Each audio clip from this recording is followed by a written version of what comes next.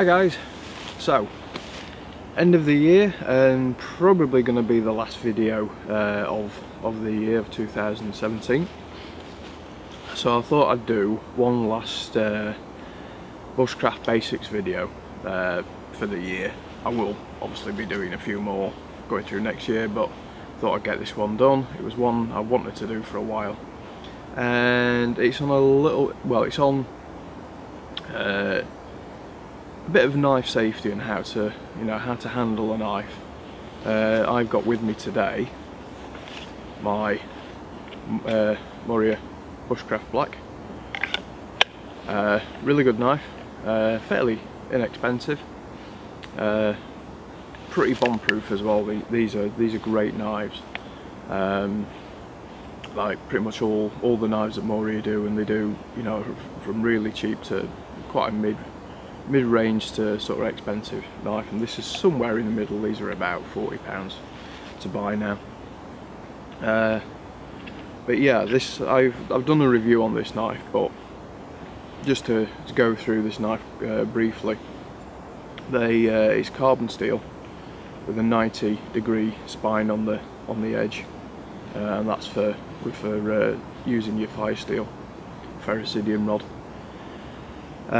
This has got like a good rubberized handle on it, and for me it fits very nicely, comfortable in the hand. My finger really goes into that divot nicely, and yeah, good all-round knife. And I've used this now for around about a year now. I've had it, and yeah, like I say, very good knife. So a couple of the basic things to remember with knives is, when you're not using them, always keep them in the sheath. Like as soon as I finish showing you that, put it back in the sheath. You'd either have that in a good pocket, or ideally you'd have it strapped to your waist on the belt loop on there. Just keeps it out of the way. If it's nicely secure in there. This is starting to get a little bit of a rattle, a tiny bit of play, but not too bad. But yeah, if you were to be walking around with it like this as you're walking around the woods and you tripped, it would be very easy to fall onto it or to cut yourself. So that is one reason why you would keep your knife in your sheath whenever you're not using it, and especially when you're walking around in the woods. I've heard of quite a few horror stories where people have fallen and they've ended up stabbing themselves. And this knife, or any knife, doesn't have to go in particularly deep to cause a lot of damage. It could go in as as little as that into your torso, and if you're out in the wilderness, that's probably going to be game over. And then certain areas on your body as well where, yeah, if you're on your own and you cut yourself, again, game over. So yeah, knives they can be a dangerous tool, but used correctly and used with respect, then this is the most important tool that you'll ever have on your person while you're out in the wilderness. So anyway, I'll cut through to now some of the techniques that I'd use for using it, just doing some very basic, simple holding and carving methods. So I've cut a bit of hazel here, and if I was wanting to use this for something, I might want to take off, these birds, for instance, that are on the edge. There's a few little bits there, so have the knife like that, nice and firmly gripped in usually, particularly with the first few fingers, your index finger and your middle finger. That's where most of the grip is, but then your little finger plays an important part in stabilising the whole thing. So I just nice little controlled nicks. If you've got a good sharp knife, that's all you need. And then some of these thicker ones, you might want to sort of hold it firm. You could even put your thumb on there, but you could then slip and you know, a bit of a splinter might well come up. But if you notice, when I'm cutting, I'm not cutting straight into it. I've got the knife at a slight angle, and that just helps with the actual cut itself, so you're slicing rather than just pushing through it. And it's an easy way. I'm also, if you notice, I've got the branch tucked under my armpit and sort of like facing down at an angle, so that helps with the whole one. It helps keep the piece of wood stable, and two, it helps with a more of a natural movement of the knife itself. So that's one very simple basic method. And a similar way, if you're wanting to take the bark off, you know, I'd pull it in a bit closer. On this instance, I'd probably put my thumb there just to give myself a little bit more control, and just lightly take, you know, just taking off the bark. Again, it's all controlled. You don't want to be doing, you know, I mean, you can do that if you're really competent with a knife, you know, do it quickly. But you've just got to bear in mind, when you're coming back, you don't want to come back too far and end up taking a big slice out of your thumb or your hand. So that, you know, just a nice simple cut. And again, I've got the knife on a slight angle, so I'm not going straight down. It will do it straight down because it's a very sharp knife. You'll just get a little bit more control on the cut if you've just got a slight angle on it. Doesn't matter if it's down, you know, the angle down. I'll still do it. It's a little bit more comfortable doing it that way because the wrist will naturally move easier backwards or towards you. And then we can also reverse this and bring the knife to us. And again, I've got the branch tucked under my arm here, and I can do, you know, a more slowly powered cut. As I'm coming back, I'm digging my elbow into my side, so I can only go so far back. I'm not going to come all the way back into myself. And this is quite a powerful cut. You know, I can really take good chunks out like this. And you just, also I'm just curling my wrist as it comes in, and then twisting.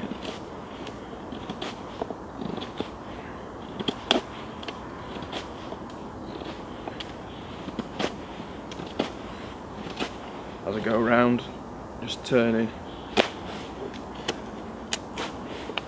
And then you'll get to a point where you'll start splitting the wood out, coming towards you. But then you can come back, and again with the same sort of movement, but this time we're going to dig in a little bit more, and then that just takes that off like that. And that would be the sort of cut then, you know, if you're making a point,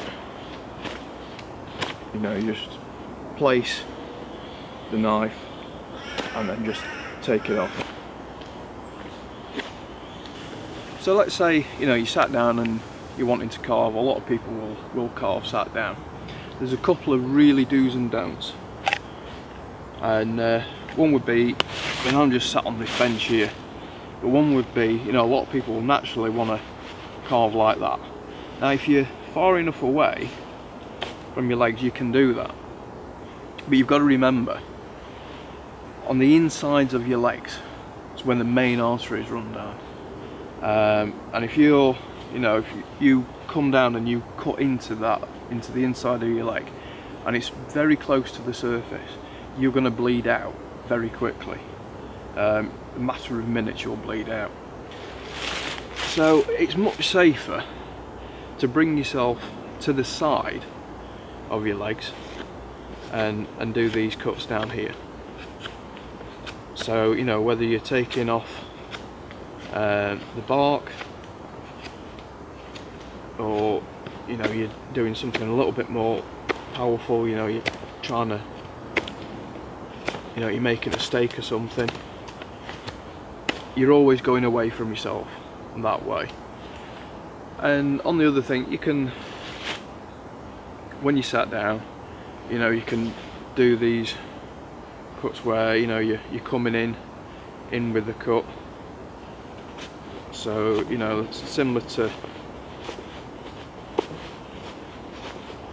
like how you were stood up. In some respects it's a little bit easier when you sat down doing this sort of cut, or even away from you. You know, you swap round. But if you were round this way, you've then got, you know, you have got a risk of coming down. So again, you know, bring the whole thing in close, but away to the side of you, so you've got, you know, much less chance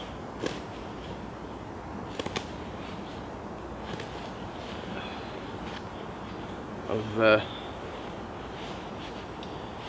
you know, that knife going anywhere on the inside of your legs. When you're out and about, a few things to think about. One thing I'd always say is make sure your knife's sharp. You're more likely to have an accident with a blunt knife than you are a sharp knife, because you'll end up putting more pressure down to try and get that cut through. Whereas with a sharper knife, just cleanly bites through, and it shouldn't be too much effort to do the cut. The other thing I see people doing, even with sharp knives, is that they'll be desperate to get as much material off as they can in a short space of time, and again that will lead to accidents, because you could, if you haven't got the wrist strength and the control, you could bite in, the knife could slip, and even at that angle, even though the force is going that way, it can come back at you. Or, you know, you can let go and it'll fall or bounce back. Or I've seen knives do weird things with people that are, especially when they're inexperienced. But this is why, you know, we practice these things. And, you know, I'm just taking, right there, I'm just thinning out this bit here. I'm just taking my time, you know, I'm just taking off the amount of material that my knife will allow, rather than forcing to try and get as much off in one go as possible.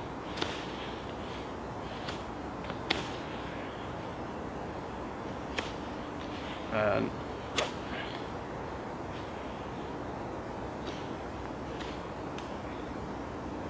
but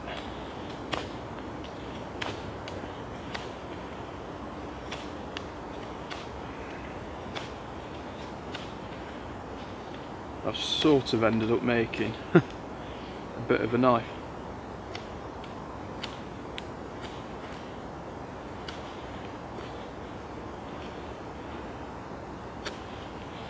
Ish.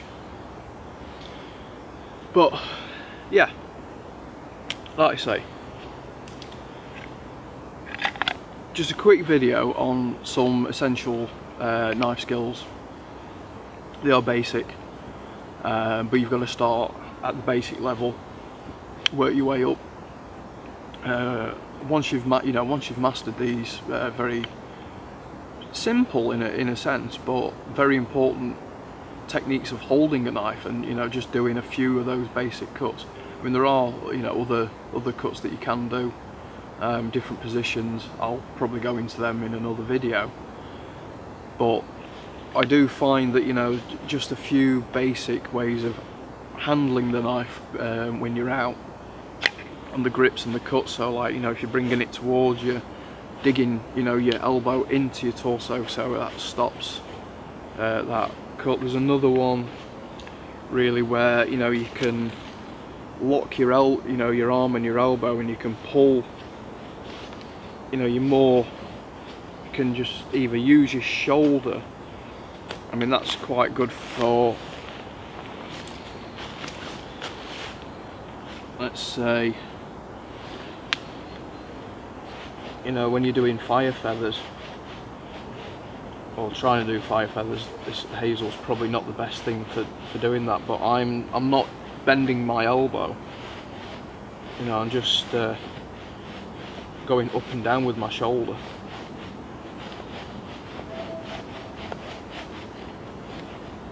It'd be easier not to do it on something that's moving as well, but because if I were to, you know, if I was bending my elbow, I mean, I can do it, but you tend to have a little less control over it, whereas if you're going straight down, you know, you could try and get those curls. It's not happening with this hazel though. But I mean, that's another, you know, that is another technique, you know, just keeping the arm locked, using your elbow, sorry, using your shoulder to get that cut. So anyway, I hope, you know, you found that useful. You know, like I say, this was a sort of quite a basic video in a sense, but you know, these are skills that are well worth knowing and well worth thinking about when you're out and you know, you are using the knife, or you're practicing your knife skills. Like I say, just, you know, a few basic ways of holding the knife and having that control will go a long way. I think it'll also help build confidence. You know, if you're not particularly that used to using, you know, particularly larger knives, the bushcraft style knives, or survival type knives, if you're just used to a pen knife. So, you know, all the things of, you know, make sure your knife's sharp and it's well maintained. Having a good grip, you know, having your hands in the right position for the right type of cut. So whether you're pulling, you know, if you're bringing it towards you, you're tucking your elbow in, or locking your elbow and, you know, using your shoulder. And even just sort of like simply when you're stripping the bark off, you know, just take your time with it. Don't, you know, I've seen quite a lot of people where, you know, they're like really going for it. And you could very easily, you know, you could take your thumbnail off, your chunk of skin out your thumb. I've seen it where people have gone right down into the bone when they've, you know, they've been doing that too fast. They've not been concentrating because maybe they're talking at the same time, and yeah, they've just nicked the end of the thumb off. So yeah, you know, these are very basic but very effective things to think about when you're out using the knife. So anyway, I hope you've enjoyed it. This is going to be the last video for the year. As you know, I've started a new job about a month ago, so getting out and doing videos at the moment has been, I've not been getting out every week and getting them. It's like every 2 weeks at the moment, and I think that might carry on for at least maybe another 4 weeks, where I'm getting out maybe only once every other week rather than once a week like I normally do. Hopefully that'll change and I can start getting out start getting back out once a week, but we'll see. Hopefully it will happen again in the near future. So anyway, I hope you have a good Christmas, prosperous New Year. I'd also like to say thank you for everyone who's subscribed, liked, commented through the year, and like through back of last year. So we've been going now for about a year and 6 months, give or take, a few weeks, something like that. Yeah, I'm really glad, a lot of you are enjoying the videos, and I shall see you in the new year, definitely. you know, like I say, I plan to continue doing these videos and taking you out on my little adventures and stuff, and hopefully this year I'm going to try and go further away as well. So yeah, anyway, thanks for watching guys, have a good New Year and Christmas, and I'll see you in the next video. Bye for now.